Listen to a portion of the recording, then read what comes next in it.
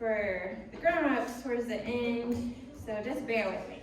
First thing I want to do is to brainstorm some different words that you guys can think of that might have the same or similar meaning to transfiguration. Anybody have any ideas? How about change? Change. Yeah, for sure. Just shout them out if you think of one. Becoming something new. Something new.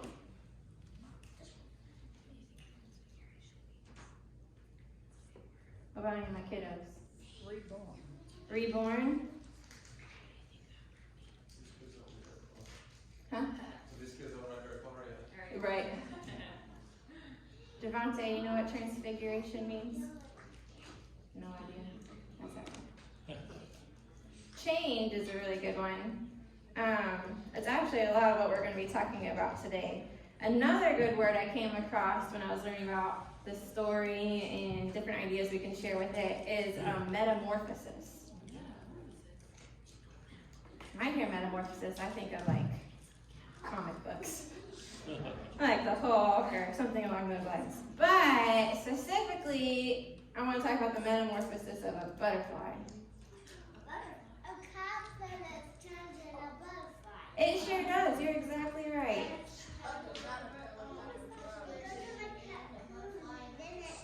Huh? That was a lot, Messiah.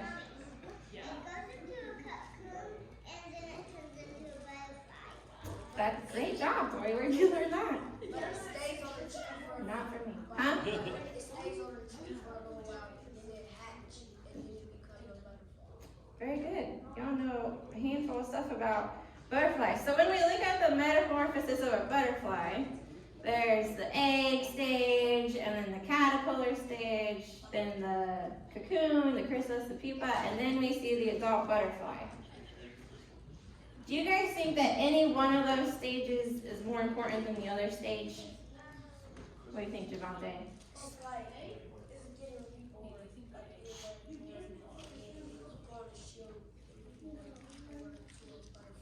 Yeah, you're right. Do you think that the butterfly is more important than the eggs?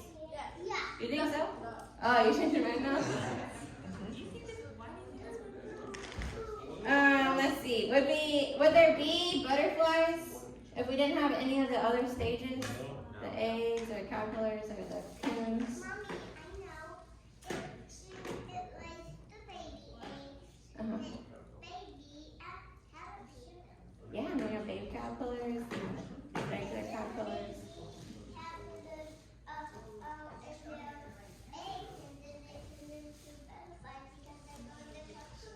I had no idea you knew so much about caterpillars and butterflies.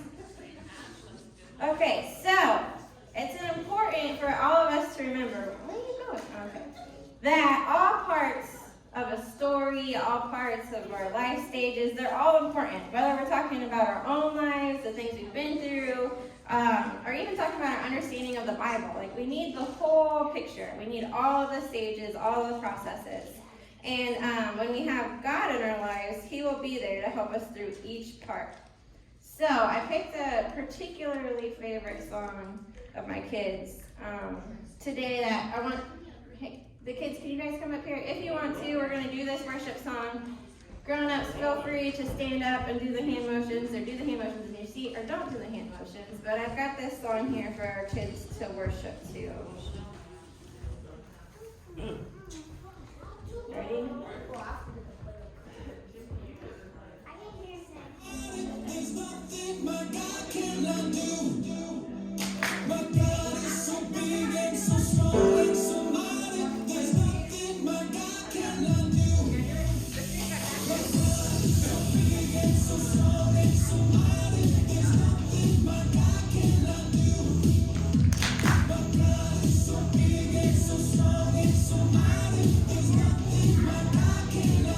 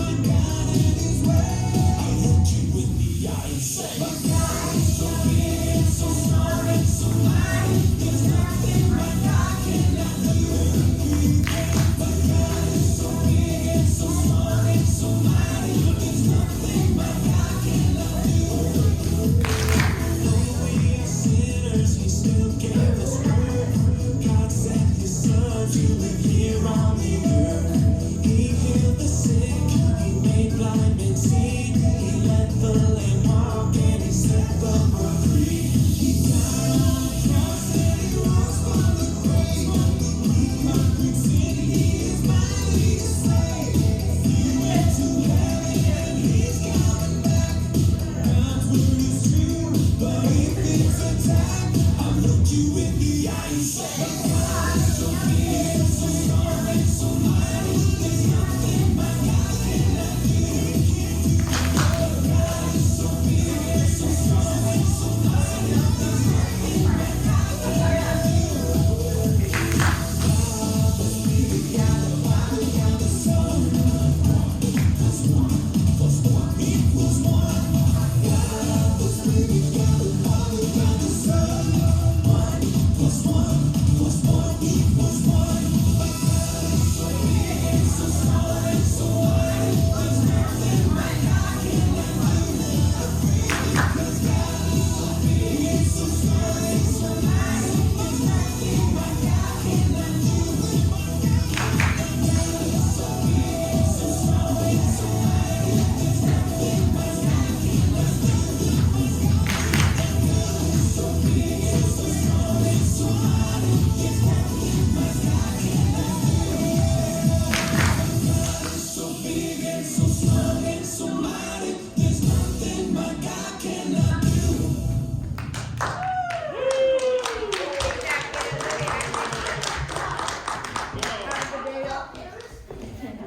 Okay, so no, we just got the energy way up, and now we're gonna bring it back down.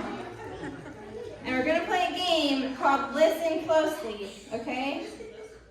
So close your eyes and tell me if you hear this sound. Okay, so everybody close your eyes.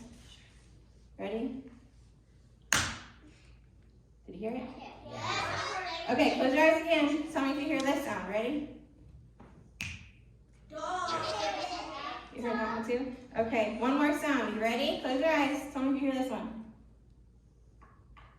I hear that one. Were any of those sounds, did you have to listen harder than some of the other ones? Were some easier to hear than other ones? I don't know how to look. What? Okay.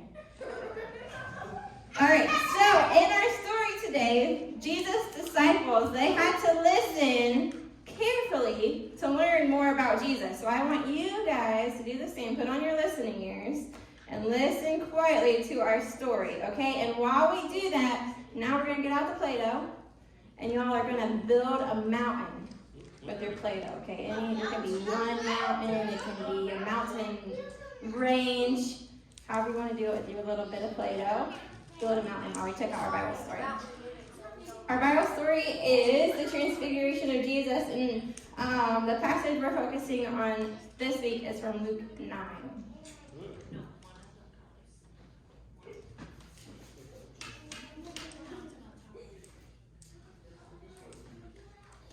It's hard to get it open. She can try. Oh, you got it. This is Jesus, who is the Son of God and the Savior of the world. While Jesus was on earth, he taught everyone about God's love and healed people from their sickness. He did many miracles like calming storms and even raised people from the dead. One day, Jesus took Peter, James, and John up a high mountain to pray. As Jesus was praying, he was transformed so that his face shined like the sun, and his clothes became white as light. Suddenly, Moses and Elijah appeared and began talking with Jesus about how he would leave from this world. Peter didn't know what to say, and they were all afraid. So he said, Excuse me? "It's wonderful for us to be here. Let's make 3 shelters as memorials, one for you, one for Moses, and one for Elijah." But as Peter was speaking, a bright cloud came over them, and a voice from the cloud said, "This is my dearly loved Son, who brings me great joy. Listen to him." The disciples were terrified and fell face down on the ground. Jesus came over and touched them. He said, "Get up, don't be afraid." And when the disciples looked up, Moses and Elijah were gone. Oh my God. As they went back down the mountain, Jesus told them not to tell anyone what they saw until they saw that he was raised from the dead. Okay. So they kept it to themselves, but they often asked each other what he meant by rising from the dead.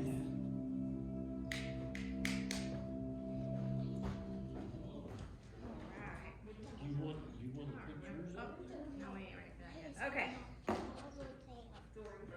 right, let me see your mountains. Can I see your mountains? I'm not done. Back up. Very nice, very nice. Okay, okay. I like the different interpretations of our mountains here. Is that your mountain? Great. Some have peaks, but some are plateaued. It's fine. Wonderful, beautiful. Okay, great. So, There's a mountain. Here's a mountain for. in our story, that's a good mountain. Thank you. Why do you think Jesus wanted to go way up on the mountain? Because. Anybody got any ideas? To pray, Yeah. And why do you only take a few friends? What did you say, Javante? to pray to his son. To- But who else could he be praying to? His Father, God. Do you want to put yours up? So here we see something extra special happen. Ooh, you made a mountain too. Jesus prayed and he changed. His clothes were super bright and the three disciples witnessed the glory of God. God was control on that mountain, in control, and he changed Jesus' appearance. But it didn't stop there. Moses and Elijah showed up. And Peter was so bewildered, he didn't know what to say or do, and even suggested building some special tents for the old prophets. But before the suggestion even leaves Peter's mouth, another great miracle appears. So what happened next, do you remember? Peter was like, hey, maybe we should just build some tents and y'all stay up here. What do you think? What happened? Anybody remember?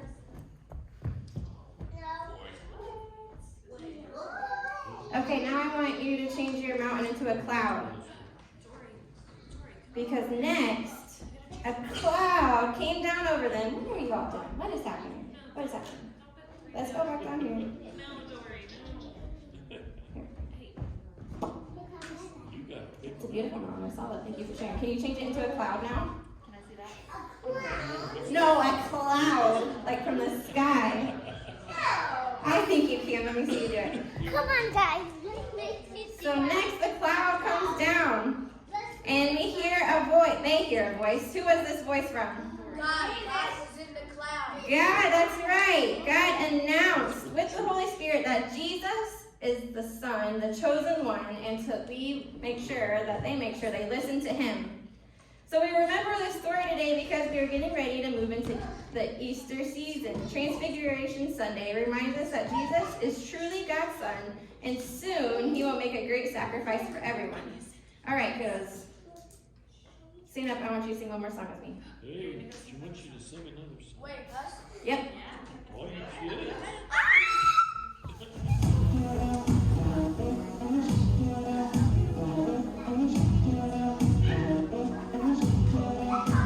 I can be patient in times of trouble.